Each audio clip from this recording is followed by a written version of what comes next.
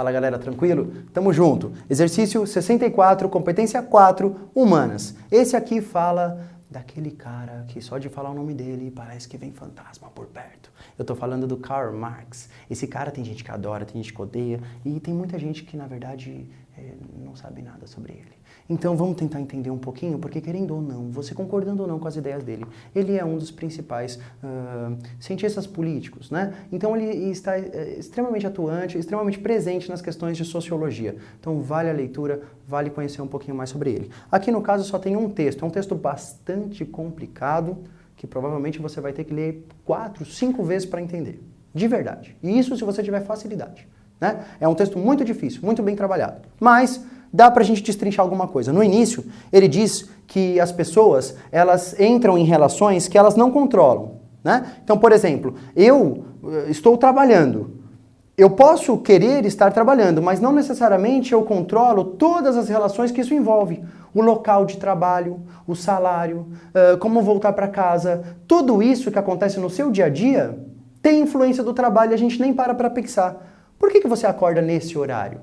Por que o seu café da manhã é daquele jeito? Né? Se você parar para pensar, o seu dia ele é muito influenciado por conta do trabalho. E o Marx faz bastante esse alerta, né? Para a gente não esquecer que as relações de trabalho, muitas vezes, elas induzem as nossas relações sociais. Por que é sexta-noite que a galera se reúne em barzinho? Não é? É uma questão religiosa ou é uma questão de trabalho? Porque no dia seguinte ela pode acordar um pouco mais tarde.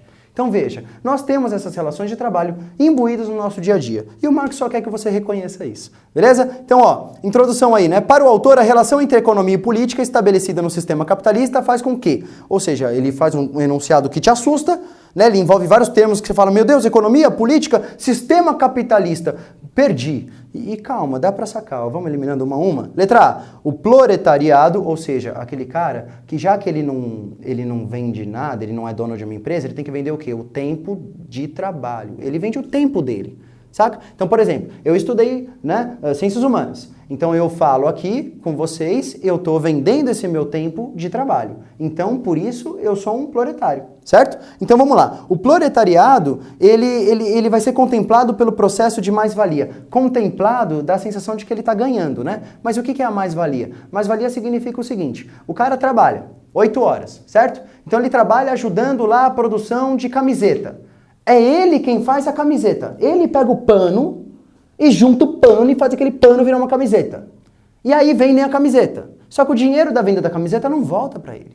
Só uma parte volta para ele. Essa diferença entre o que ele recebe e o que ele fez é chamado de mais-valia. E, gente, infelizmente, se você for parar para pensar, a mais-valia, ela tá presente e alastrada, né? Porque todo mundo, de algum modo, produz mais do que recebe. E é por isso que o seu patrão consegue, de algum modo, ter lucro. Não é verdade?